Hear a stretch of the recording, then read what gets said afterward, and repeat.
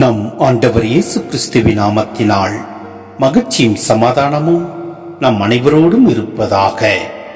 கொலோசியர் 1:9-14 முடிய. எனவே நாங்கள் இச்செய்தியை கேள்விப்பட்ட நாள் முதல் உங்களுக்காக தவறாமல் இறைவனிட வேண்டி இவ்வாறு அவரிடம் கேட்டுக்கொள்கிறோம். நீங்கள் முழு ஞானத்தையும் ஆவிக்குரிய அறிவு திறனையும் பெற்று கடவுளின் திருவுளத்தை பற்றிய அறிவை நிறைவாக அடைய வேண்டும்.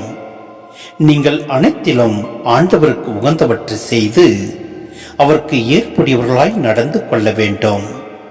நீங்கள் பயன் தரும் நற்செயல்கள் அனைத்தும் செய்து கடவுளை பற்றிய அறிவில் வளர வேண்டும்.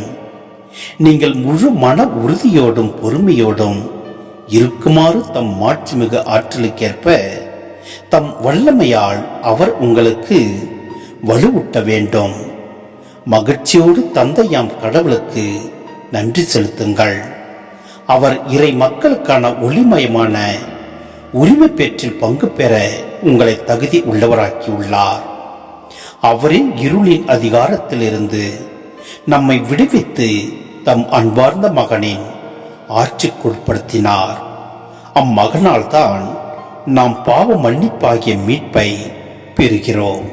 சிந்தனை: இறை அச்சமே ஞானத்தின் தொடக்கம் என்று நாம் வாசிக்கின்றோம். ஆம், நாம் சோதனைக்கு உள்ளாகின்ற போது நாம் ஒவ்வொருவரும் மன உறுதியோடும் பொறுமையோடும் நாம் இருக்க வேண்டும். ஏனெனில் நாம் சோதனைக்கு உட்படுகின்ற போது நாம் அவற்றில் விழுந்து விடுகின்றோம். நாம் ஒவ்வொருவரும் இறை ஞானத்தை பெற்று இருக்கின்ற போது எப்படிப்பட்ட சோதனைகள் நம்மை அணுகினாலும் நாம் அவற்றிலிருந்து நாம் முழு விடுதலை பெற முடியும். ஆம், நம் ஆண்டவரில் மகிழ்ச்சி கொள்வோம். எப்படிப்பட்ட சூழ்நிலையிலும் நம் ஆண்டவருக்கு நன்றி கூறி மகிழ்வோம். நம் ஆண்டவர் நம்மை வழிநடத்துவார். அவரே நம்மை விடுவித்து பாதுகாத்து ஆசீர்வதிப்பார். ஆமென்.